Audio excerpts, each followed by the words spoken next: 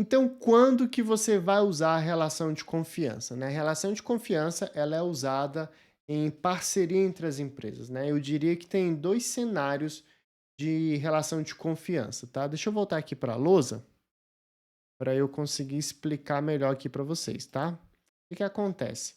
Existem 2 cenários, mais comuns aonde se aplica a relação de confiança. Cenário um é um cenário de parceria. Então, eventualmente, a empresa Contoso.com, ela fez parceria com a empresa Village.net e nessa parceria, os colaboradores agora, eles possuem livre acesso aos 2 escritórios, de forma que se o colaborador da Contoso.com se deslocar para a empresa Village.net, ele vai poder fazer uso das suas credenciais e vai poder fazer uso de um computador lá na Village.net, e esse computador é membro do domínio Village.net, mas esse colaborador da Contoso.com, ele fazendo uso do seu login, ele precisa conseguir trabalhar. Então, nesse cenário de parceria, para atender essa necessidade, você configuraria uma relação de confiança, tá? A gente vai configurar aqui uma relação de confiança na prática. Aguenta aí. Esse é o primeiro cenário que se usa a relação de confiança. Um outro cenário que se usa a relação de confiança, e inclusive esse é o objetivo desse módulo, que é a migração de objetos, é o cenário onde uma empresa, de repente, ela compra uma outra empresa e você tem a necessidade de migrar os objetos do domínio de origem para o domínio de destino, tá? E nessa migração, olha só a característica. Deixa eu apagar aqui. Qual é a característica desse cenário, né? Nessa migração, o que que acontece? O domínio de origem, ele vai ser descontinuado. Então, imagine que a empresa Village.net comprou a empresa Contoso.com. E lá na empresa Contoso.com, por exemplo, eu tenho file server, eu tenho usuários, sei lá, 1000 usuários, e eu tenho computadores. Veja bem, por trás dos panos, e vimos isso no módulo de autenticação, o usuário ele possui um CID.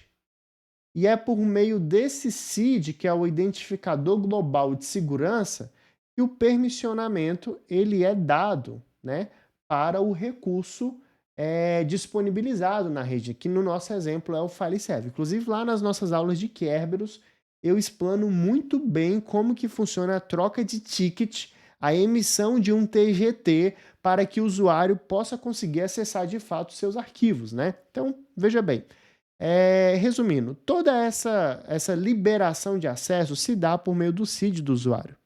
E o CID do usuário, né, vimos lá que ele é um número grande. E dentro desse número, ele possui identificador de floresta, identificador de domínio e o RID Manager. O CID começa com S, se eu não me engano, 21 e tal, aí vários números, aí depois um outro conjunto de números, depois um conjunto geralmente de 4 números. Na construção do CID, parte do CID é da floresta, parte do CID é do domínio e parte do CID é do objeto. Essa parte do CID que é do objeto vem do meu RID Manager, né? A gente viu que tem a emissão de pools de RID, pools de CID para o RID, e esse servidor ele libera, ele vai dando, atribuindo um identificador e debita do pool dele, né? Que geralmente é de 500 CIDs, né? Um pool de RID possui até 500 CIDs para disponibilização dos objetos a serem criados, tá? Resumo. Cara, imagina, todas as pastas no file server já tem ACLs, né, lista de controle de acessos, vinculadas ao CID dos seus objetos, dos seus grupos, dos seus computadores. Imagina o seu banco de dados SQL, o permissionamento, questões de tabela. Cara, tudo que hoje existe na sua rede de computador ela existe para subsidiar o trabalho do seu usuário, das suas contas de serviço, dos seus serviços. E isso só é possível porque todos eles possuem os seus seeds, e é por meio do seed que todo o permissionamento é estruturado. Já no domínio Villard.net, a construção de seed lá recebe um outro padrão, né?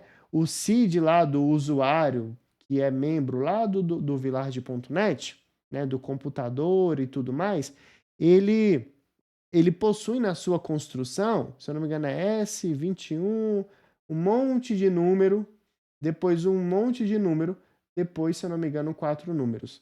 Vimos que esse número refere-se à floresta, esse bloco refere-se à floresta, um outro bloco refere-se a domínio e um outro bloco refere-se ao usuário, né, que é o meu SID, né, que é o meu seed. Como trata-se de florestas diferentes, os dois primeiros blocos identificadores, né, o meu bloco de floresta e o meu bloco de domínio de ambas as florestas são diferentes. Então, esse meu usuário, ele teoricamente, se ele fosse para o outro domínio, o seed dele não tem valor, porque o identificador de floresta e de domínio refere-se à sua própria floresta e ao seu próprio domínio. Então, em um cenário de migração de objetos entre florestas, a gente precisa obrigatoriamente levar o seed do usuário. Porque se a gente levar o seed do usuário, o seed do computador, né, que vai ser migrado, levar os seus grupos, os seeds dos grupos, você vai conseguir manter o permissionamento consistente. Você não vai precisar reconfigurar grupos do file server, reconfigurar compartilhamentos, reconfigurar servidores de aplicação, sistemas corporativos, onde dentro do sistema possui o permissionamento para acessar aquele sistema. Cara, a única forma que tem de você fugir de uma reconfiguração do seu ambiente, né, e tratar a migração de objetos entre domínio mais transparente é levando o seed dos objetos. O objeto, vimos lá no nosso módulo onde eu explanei muito sobre o esquema do Active Directory, o objeto possui seus atributos. O seed, né, o object seed, é um atributo desse objeto. Quando você coloca esse usuário dentro de um grupo, o grupo também possui seu próprio seed. E o objeto recebe, dentro de um atributo chamado tokens group, o seed do grupo. Por isso que o AD entende que ele agora é membro de um grupo, porque dentro do atributo do usuário, eu vou mostrar isso para vocês na prática, você tem o seed do usuário e o seed de todos os grupos que o usuário faz parte. Tá? E no processo de autenticação, o protocolo Kerberos, ele, por meio de um processo chamado PAC, ele emite um TGT, que é o Ticket Grading Ticket, e nesse TGT ele dá as permissões ao seed do usuário e valida o seed do grupo do usuário. Tá? O AD também possui um atributo chamado seed history, que é o histórico de seed. E nesse atributo, o AD coloca o seed do objeto dos seus domínios anteriores. Só que para que esse atributo seja preenchido, nós precisaremos fazer a migração de objeto entre domínios, utilizar uma ferramenta chamada ADMT, Active Directory Migration Tool. A ferramenta ADMT, ela é a única ferramenta que vai fazer. Vocês vão ver na prática. O nosso lab aqui é de ADMT, tá? Isso aqui eu estou explanando a teoria. Por meio do ADMT, o ADMT nós vamos selecionar essa conta de objeto, né, que no nosso caso é um usuário, e vamos migrar ele do domínio de origem, source, para o destinator. E vamos migrar da origem para o destino. O que o ADMT vai fazer? Ele vai criar o nosso objeto dentro do nosso domínio de destino.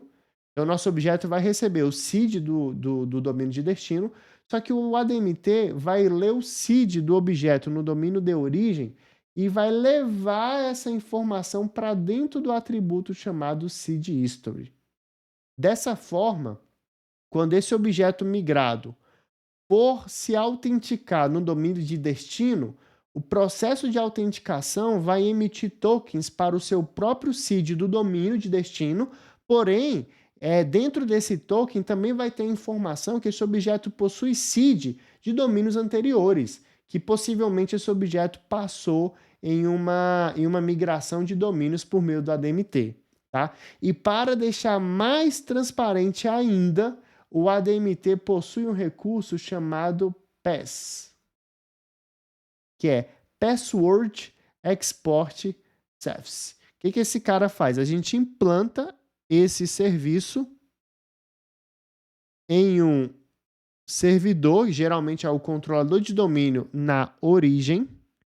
A gente starta esse serviço. Esse serviço, né, quando a gente for instalar ele, vocês vão ver isso na prática, ele precisa ter um arquivo de criptografia que é emitido no domínio de destino. A gente pega esse arquivo de criptografia e leva para o PAS, no domínio de origem. Qual o objetivo do PAS? Fazendo a instalação do PAS e emitindo o arquivo de criptografia, o ADMT vai conseguir pegar a senha do usuário e migrar a senha do usuário para o domínio de destino. Então, o novo usuário que ele vai criar, ele vai setar a mesma senha do usuário, tá?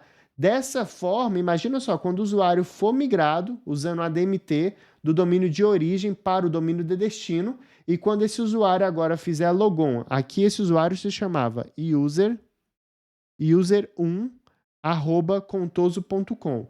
Na hora que o ADMT migrar esse usuário para o domínio village.net, ele vai criar um usuário chamado user1@village.com e a senha desse usuário é exatamente a mesma senha do domínio de origem.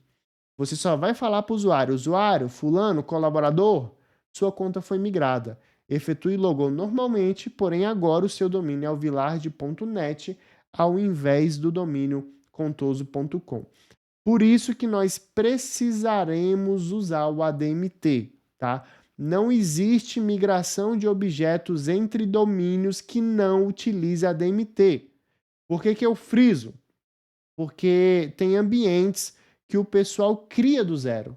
Gente, criar do zero, eles portam um PowerShell, uma lista do domínio de origem, então ele tem listado todos os usuários e ele de repente cria do zero.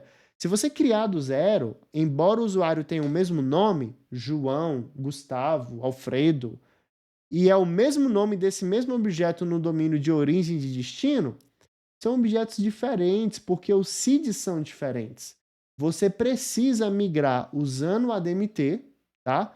E fazer com que o ADMT leve o seed do objeto do domínio de origem e preencha o objeto seed history. E para deixar mais transparente, instale o PAS. Vamos fazer isso na prática nesse módulo. A gente vai instalar o PAS.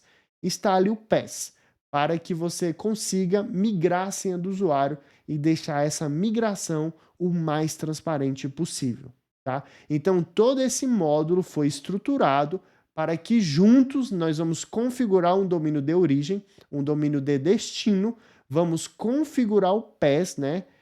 O serviço de exportação de senhas, vamos fazer a migração de objetos usando o ADMT e nós vamos desabilitar o domínio de origem, migrando completamente o usuário e a nossa conta de computador, tá? Então fica até o final que todos esses labs você vai ver na prática a partir de agora. Então, eu te espero na próxima aula.